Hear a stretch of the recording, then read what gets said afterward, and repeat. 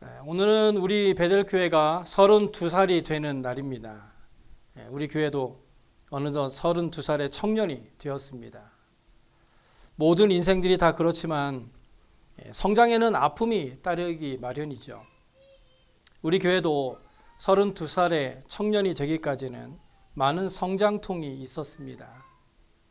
그리고 이제 그런 아픔을 뒤로하고 가장 힘이 넘치고 활력이 있는 청년의 시기를 맞이하게 되었습니다. 청년이 되었다는 것은 가장 열심히 일해야 할 때임과 동시에 이제 앞으로 어떤 어른이 되어야 하는지에 대한 고민을 함께 해보아야 하는 시기이기도 합니다. 이미 어른이 되어서는 자신의 모습을 바꾸기 어렵기 때문에 어른이 되기 전에 어떤 어른이 되어야 할 것인지에 대한 고민은 참 중요합니다. 요즘에는 어른다운 어른이 없다고들 합니다.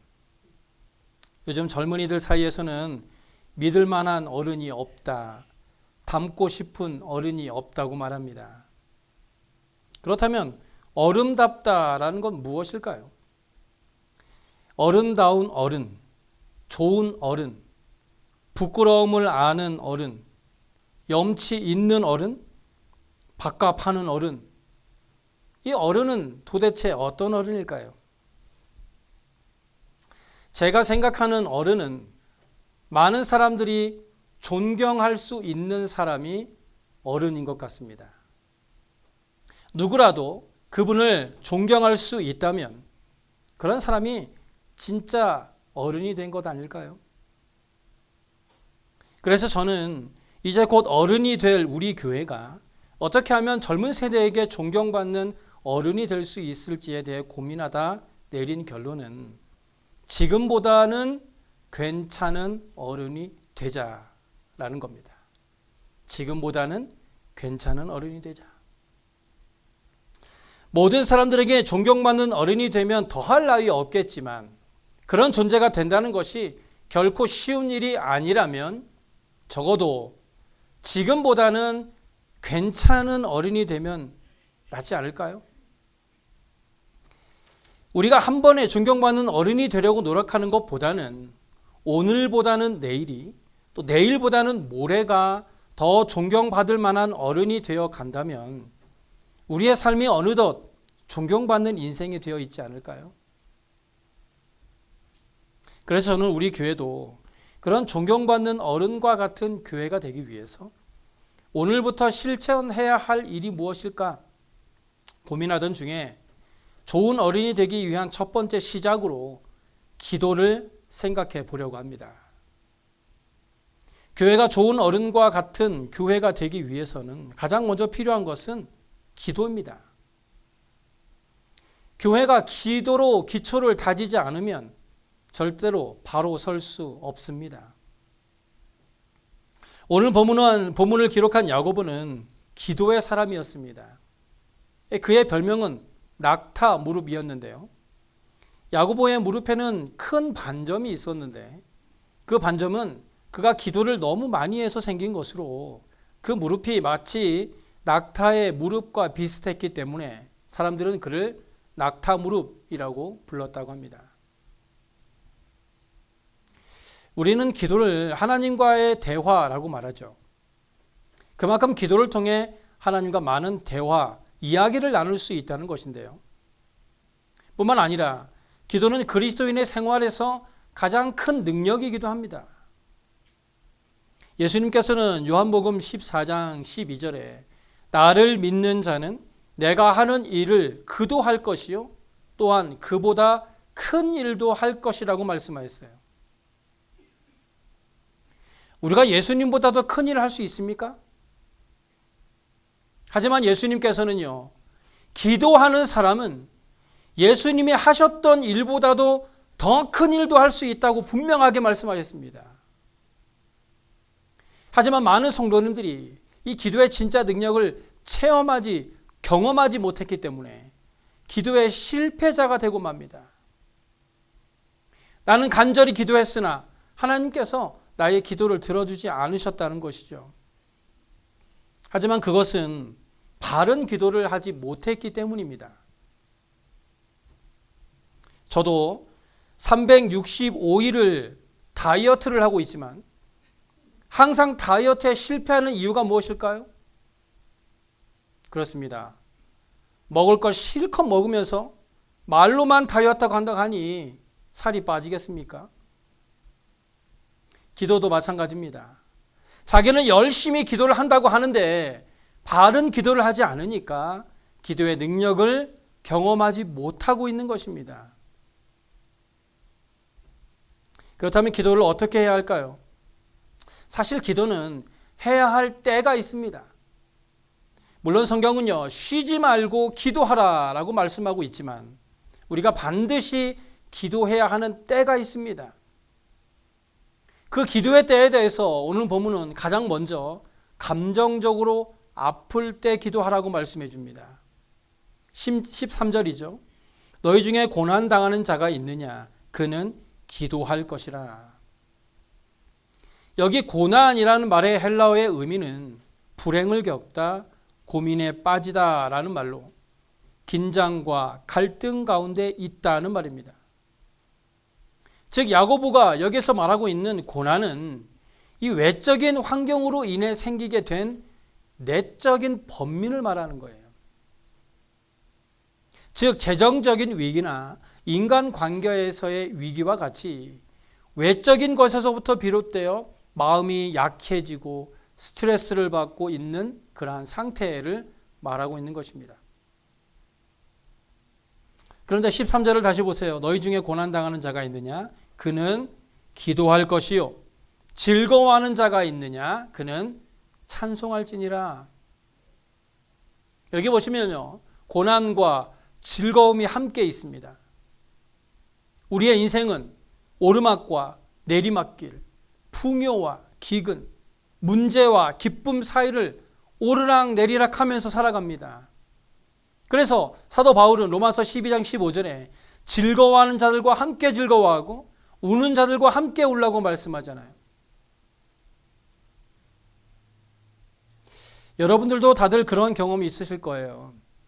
주일날 교회에 나와서 성도들과 함께 친교를 해서 얘기를 나누다 보면 어떤 분은 좋은 일이 있어서 빵글빵글 웃으면서 말하는 분이 계시는가 하면 또 어떤 분은 안 좋은 일이 겹치게 돼요. 표정도 안 좋고 그러다 보니 대화도 잘 나누려고 하지 않는 분들도 있습니다.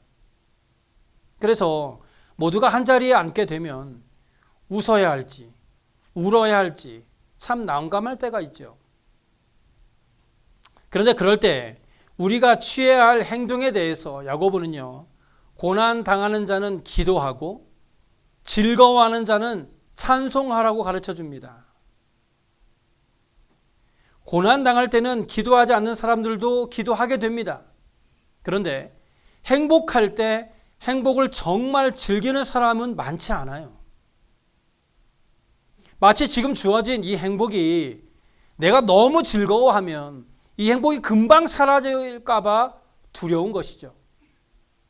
그래서 좋은 날 마음껏 좋아하지도 못하게 되는 겁니다. 하지만 즐거운 것은 좋은 거예요. 마음껏 즐거워해도 됩니다. 그런 즐거움과 행복을 주신 하나님을 향하여 마음껏 찬양해도 됩니다. 혹시라도 내가 즐거워하는 것으로 인해서 지금 아파하고 있는 분들에게 민폐가 될까 봐 걱정이십니까? 우리의 행복으로 인해서 지금 고난 당하고 있는 분들이 힘을 얻을 수도 있습니다.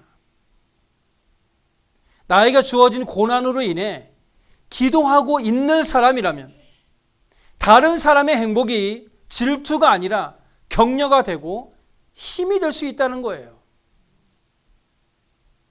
문제는 내가 기도하고 있어야 한다는 거겠죠. 교회는 기쁨이 넘쳐야 합니다. 가뜩이나 많은 스트레스로 인해 마음도 힘든데 교회도 기쁨을 주지 못하면 얼마나 힘이 들겠습니까?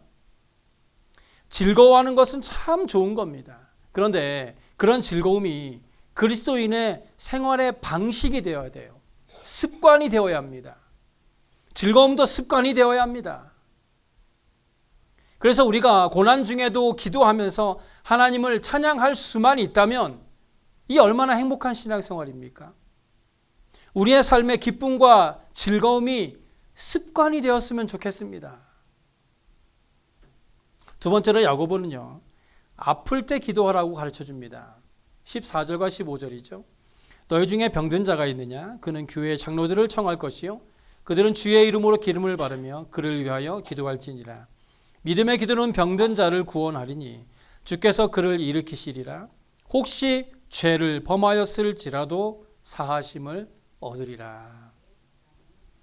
여기 병들었다라는 말은요, 힘이 없다는 뜻입니다. 지칠 대로 지치고 피곤해서 아무 일도 할 수 없어 침대에 누워 있는 상태를 말하죠.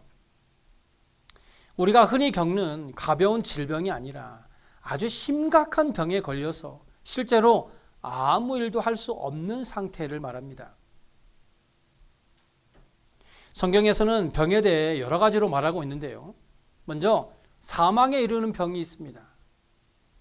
요한일서 5장 10절에 보면 사망에 이르는 죄가 있다고 말하고 있죠. 질병 중에 무슨 수를 써도 회복되지 않는 질병이 있는데 그것이 바로 죄입니다. 누구라도 이 죄의 문제를 해결하지 않고는 사망에서 벗어날 수 없습니다. 고침받을 수 없어요.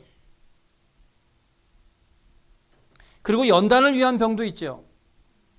연단을 위한 질병은 고린도전서 11장 28절부터 32절에 나와 있는데요.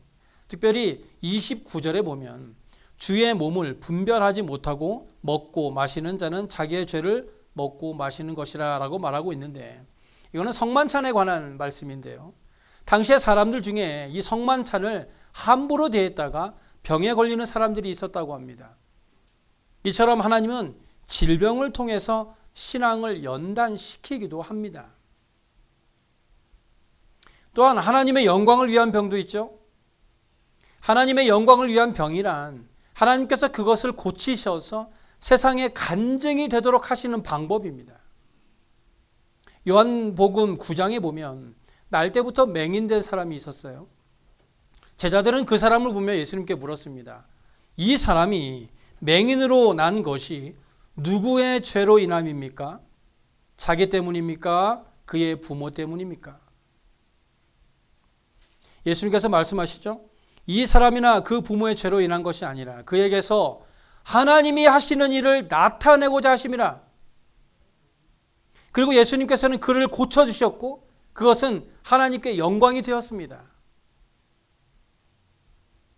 그런데 이렇게 병이 치유되는 일에 대해서 우리가 주의해야 할 부분이 있습니다. 먼저 이런 치유를 사람들을 선동하기 위한 목적으로 사용해서는 안 된다는 거예요. 어떤 단체나 교회에서도 환자를 치유한다는 목적으로 사람들을 모아놓고 병을 낫게 해준다면서 어떤 쇼맨십을 보여주는 것은 옳지 않습니다. 예수님도 환자를 고치실 때는 항상 조용한 곳에서 몇 사람만 모아놓고 고치셨어요. 기적이라고 해서 모두가 하나님으로부터 왔다고 생각하는 건 잘못된 거예요. 모세가 지팡이를 땅에 던졌을 때 그 지팡이가 뱀으로 되었던 걸 기억하시죠? 그런데 지팡이를 뱀이 되게 하는 일은요, 그 당시에 술사들도 할 수 있었던 일이에요. 그렇기 때문에 예수 그리스도의 이름으로 행했다고 해서 모두 다 하나님으로 말미암았다라고 말할 수는 없다는 겁니다. 마태복음 7장 22절에 예수님은 이런 말씀을 하세요. 그날에 많은 사람이 나더러 이르되 주여 주여 우리가 주의 이름으로 선지자 노릇하며 주의 이름으로 귀신을 쫓아내며 주의 이름으로 많은 권능을 행하지 아니하였나이까. 말세에는 예수님의 이름으로 귀신도 쫓아내고 많은 권능도 행한다는 거예요. 그런데 그런 사람들을 향하여 예수님은 이렇게 말해요. 그때에 내가 그들에게 밝히 말하되 내가 너희를 도무지 알지 못하니 불법을 행하는 자들아 내게서 떠나가라. 그렇기 때문에 말세가 다가올수록 우리는 분별할 수 있는 지혜가 필요합니다. 또한 병이 치유되는 것에 대해서 모든 것이 그리고 언제나 항상 하나님의 뜻이라고 말하는 것도 조심해야 합니다. 모든 병이 죄의 결과이기 때문에 우리에게 필요한 것은 하나님께 고쳐달라고 기도하는 것이라고 말하는 것은 잘못된 것이라는 겁니다. 이렇게 주장하는 사람들은 결국 내가 기도해도 병이 낫지 않는 것은 그 사람에게 믿음이 부족하기 때문이다 라고 핑계합니다. 결국 그는 믿음이 없는 죄책감에 빠지게 되겠죠. 어떤 것은 하나님의 뜻을 따라서 받게 되는 고난도 있을 수 있습니다. 하지만 모든 질병이 다 죄로 말미암아 하나님으로부터 오는 것이라고 말하는 것은 성경에서 말하고 있는 것과는 전혀 다르다는 것을 기억해야 합니다. 그렇다면 우리가 병이 들었을 때 어떻게 해야 하는지에 대해 본문을 기록한 야고보는 어떻게 권면하고 있을까요? 먼저 야고보는요, 우리가 교회의 장로들을 불러야 한다고 말합니다.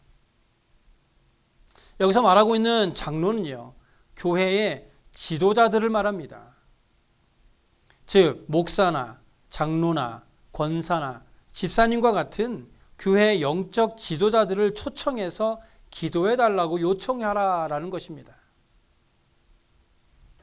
이런 분들은요, 세계를 돌아다니면서 치유 집회를 하는 소위 전문적인 치유가들이 아닙니다. 그런 사람들은 병자들을 보고 자기에게 오라고 말을 하죠.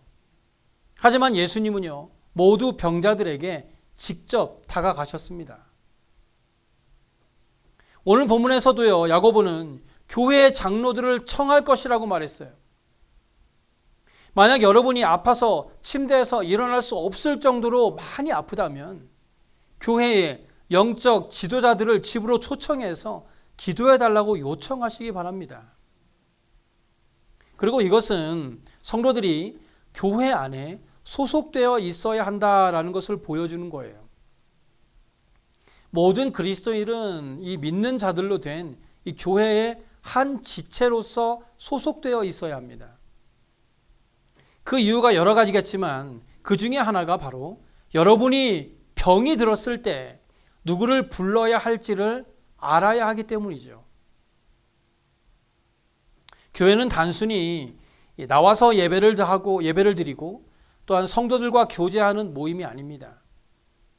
교회라는 공동체는 우리의 영혼의 건강도 책임지고 있지만 우리의 육신의 건강도 함께 공감하는 교회입니다.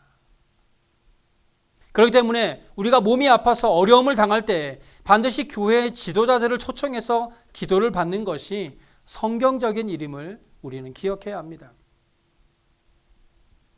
그리고 이 초청을 받은 영적 교회의 지도자들은요, 주의 이름으로 기름을 바르며 그를 위해 기도하라고 말씀하죠. 여기에 기름을 바르다라는 것은요, 아픈 곳에 진짜 어떤 오일을 발라서 고치는 것이 아니라 이 성경에서 기름은 성령을 의미합니다. 물론 당시에는요, 이 마땅한 약이 많지 않았기 때문에 이 연고를 바르듯이 마사지를 하는 용도로 실제 기름을 사용하기도 했습니다. 누가복음 10장에 보면 길가에 쓰러져 있는 사람을 만난 선한 사마리아인의 경우 그는 강도 맞는 사람을 기름과 포도주로 상처를 씻어주고 붕대를 감아서 데리고 갔다라고 했어요. 이처럼 당시에는 기름이 의료적인 목적으로 사용되기도 했다는 것이죠. 하지만 오늘 여기에서는요, 어떤 기름을 사용했느냐가 중요한 것이 아니라 성령의 능력을 의지하여 기도한다라는 것에 핵심이 있다는 거예요. 왜냐하면요, 본문 14절에 그들은 주의 이름으로 기름을 바르고 기도했다라고 했기 때문에 핵심이 기름에 있지 않고 그 병을 치유하시는 하나님에 있다라는 것입니다. 그런데 본문 15절을 보세요.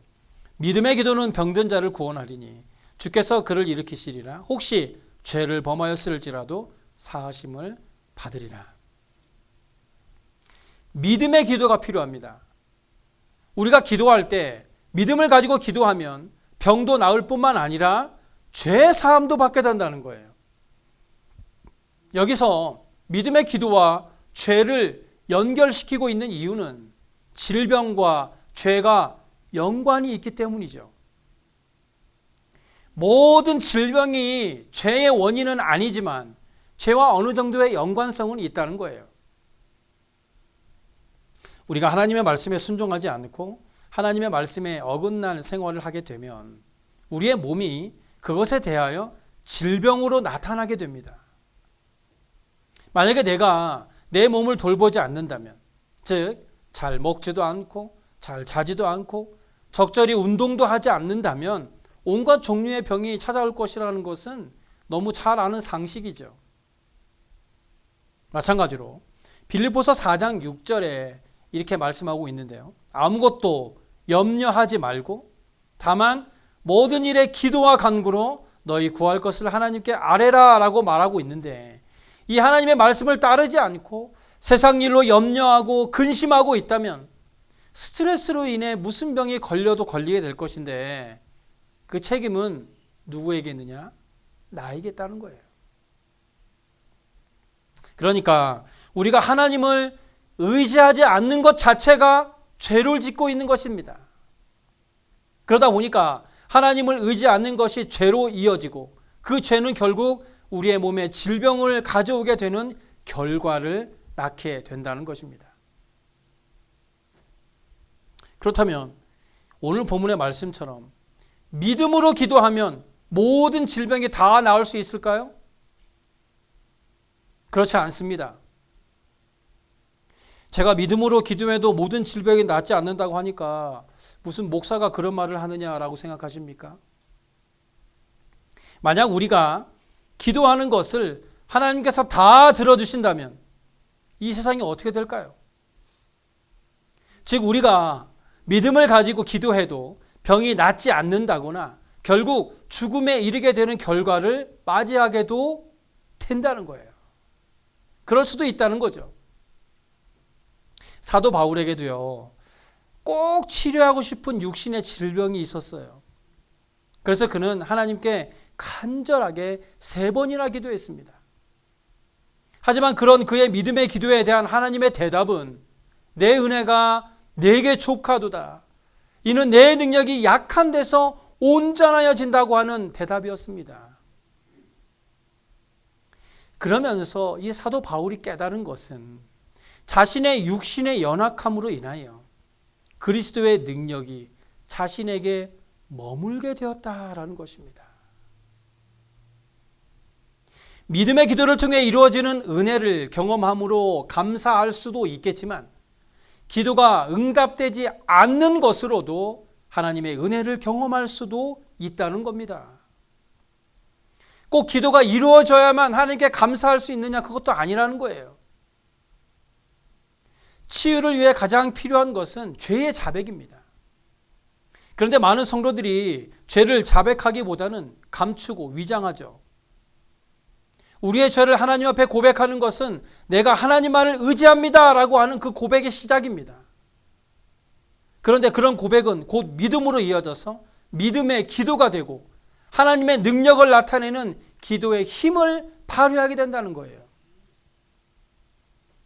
그래서 본문 16절에 말씀하고 있듯이 우리의 죄를 서로 고백하며 병이 낫기를 위하여 서로 기도할 때 우리의 간구는 역사하는 힘이 크게 될 것입니다.